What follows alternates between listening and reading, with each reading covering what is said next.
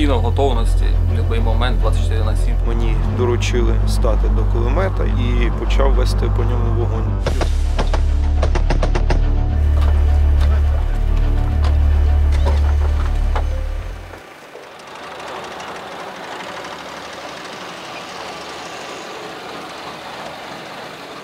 В роботу мою входить коригування вогню стрілка зенітної установки. При виявленні цілі виставляю дальність, швидкість об'єкту, який рухається на нас, в нашому секторі, та доповідаю при виконанні своєї роботи, що оператор може стріляти. Пішов добровольцем з самого початку в цій частині, в цьому підрозділі служу. Не даємо ворожим об'єктам долетіти до їхньої цілі, намагаємось усіляко перешкоджати, збивати їх. Це мотивація. Зберегти життя людей, можна сказати, що ми відповідаємо за них, раз ми тут знаходимося, виконувати свою роботу. В них цілі не змінюються, як для них Харків був ціллю і спочатку, вони його хотіли захопити. Можливо, є в них якісь мотиваційні інтереси, щоб спробувати активізувати наступ якийсь там. Є нове обладнання, з яким ми можемо працювати вночі. Цілі збиті є, їх небагато поки що, але намагаємось знищувати всі цілі, які знаходяться в нашому секторі.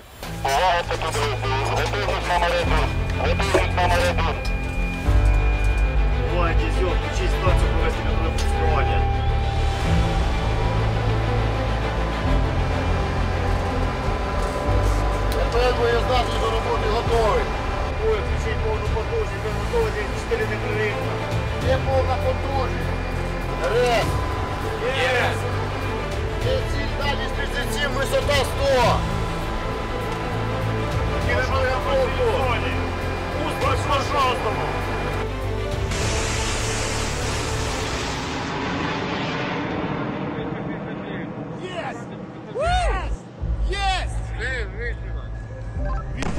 Визуально, подбитие, есть! Пана пункту, ціль по 6-му знищено! Звільнити цільовий канал! Я знаходжусь на посаді оператора ручного захоплення, приймаю участь у бойовій роботі по захопленню цілі ручного супроводження. Працюємо ми через сутки, ми заступаємо, сутки через сутки на чергування. А так ми постійно в готовності. В будь-який момент 24/7. Попередити ракетний удар і обстріл неможливо. Якоїсь там закономірності немає такої, що це все може бути спонтанно. Тобто тут небо чисте, а тут через хвилину вже йде команда до бою і починаємо працювати.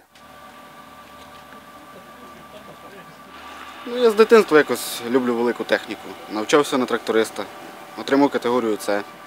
Моя специфіка заключається в тому, щоб швидко доставити і ЗУшку, і щоб хлопці були цілі. Мені якраз тут саме місце, на КАМАЗі, з хлопцями і так далі.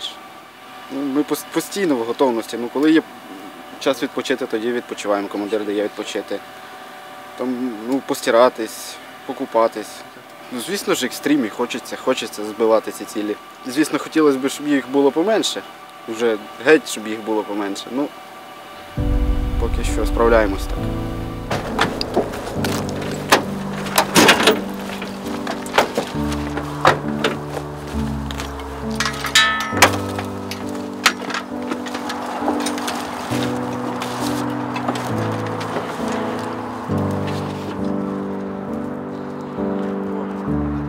Перейшов в ПВО я где-то 4-5 месяцев тому назад. Сначала я был в обычной штурмовой групі, потім перейшов сюди.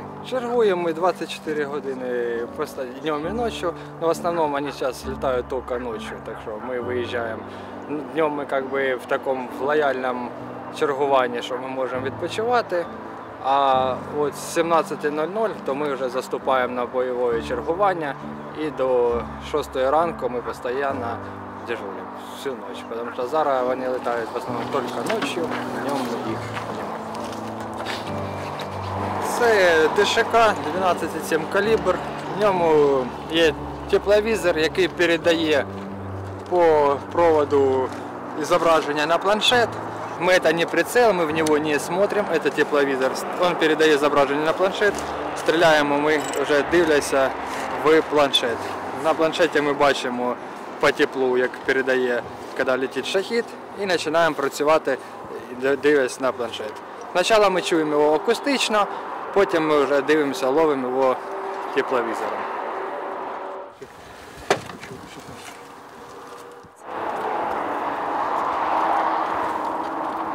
Друзі, а поки ми знімаємо відео про бійців, які збивають шахеди над Харковом, хотів вам нагадати про те, що Гвара є незалежним виданням, і щотижня ми знімаємо матеріали про прифронтові та деокуповані території Харківщини, а також їздимо на фронт, де розповідаємо про наших героїв сьогодення. Всі ці поїздки Гвара робить власним коштом, і тому ми потребуємо вашої допомоги. Ви можете підтримати нас, долучившись до спільноти або одноразовим донатом. Всі необхідні посилання ви знайдете в описі до відео. А також не забудьте поставити лайк та підписатися на наш канал, аби не пропускати нові матеріали.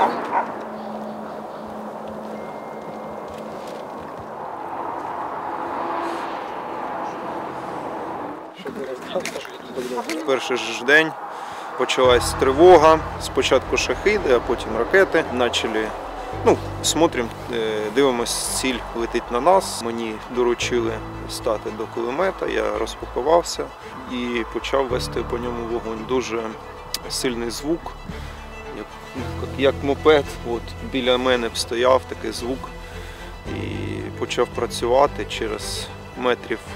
Я спочатку працював, він летів на мене, потім я розвернувся, почав стріляти йому, грубо говоря, навздогін, вслід, і він почав різко знижуватись і впав і вибухнув.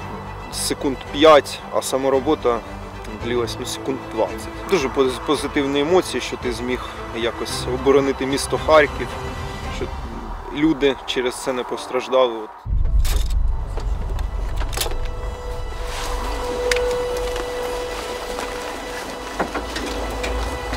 У мене мотивація моя дитина, моя дружина, моя сім'я.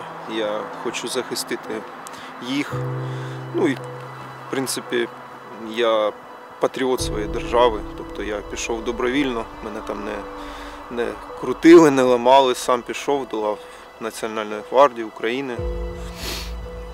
Мене спочатку навіть сім'я відговорювала в перші дні. Сказали, як ти бросиш дружину, дитину.